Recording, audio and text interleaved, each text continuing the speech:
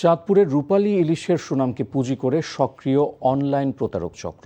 বাজার মূল্যের চেয়ে কম দামে ইলিশ বিক্রির প্রলোভন দেখে ক্রেতাদের কাছ থেকে অগ্রিম টাকা হাতিয়ে নেয়ার পর যোগাযোগ বিচ্ছিন্ন করে দেয় প্রতারকরা।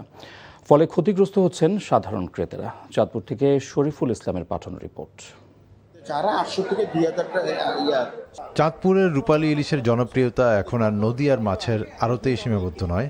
ফেসবুক সহ বিভিন্ন অনলাইন প্ল্যাটফর্মের মাধ্যমে দেশের এক প্রান্ত থেকে অন্য প্রান্তে পৌঁছে যাচ্ছে চাঁদপুরের ইলিশ। তবে এই জনপ্রিয়তাকেই পুঁজি করে সক্রিয় হয়ে উঠেছে একটি প্রতারক চক্র।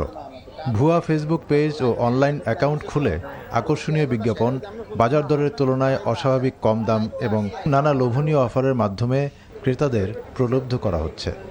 অর্ডার নিশ্চিত হওয়ার পর বিকাশ, নগদ বা ব্যাংক অ্যাকাউন্টের মাধ্যমে অগ্রিম টাকা নেওয়া হয়।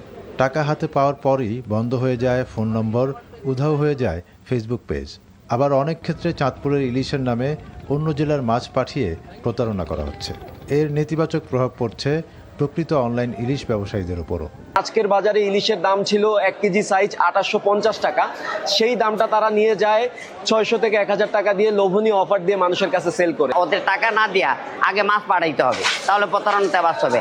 ক্রেতারা বলছেন ফেসবুকে কম দামের বিজ্ঞাপন দেখে অর্ডার দেওয়ার পর অগ্রিম টাকা পাঠাতে বলা হয়। টাকা পাঠানোর পর আর কোনো যোগাযোগ করা যায় না। আমরা সরাসরি এসে মাছ কিনতে হচ্ছে, কারণ হচ্ছে ফেসবুকে অসংখ্য ভুয়া পেজের ছড়াছড়ি। প্রতারকরা তো প্রতারণা করবেই। আমি মনে করি মানুষকে আরও সচেতন হতে হবে এবং কেউ যেন আপনার অ্যাডভান্স টাকা না দেয়।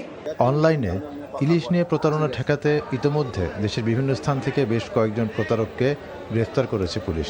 এ বিষয়ে আমরা বিভিন্ন সময় অভিযান করে এই দেশের বিভিন্ন প্রান্ত থেকে কিছু মানুষ গ্রেফতার করেছি। আমরা জনগণকে সচেতন করব, সেই সাথে সাথে অভিযোগ পেলে আমরা আইনগত ব্যবস্থা গ্রহণ করব। সংশ্লিষ্টরা বলছেন সচেতনতা ও কঠোর নজরদারিই পারে ইলিশের নামে প্রতারণা বন্ধ করতে। NTV news desk.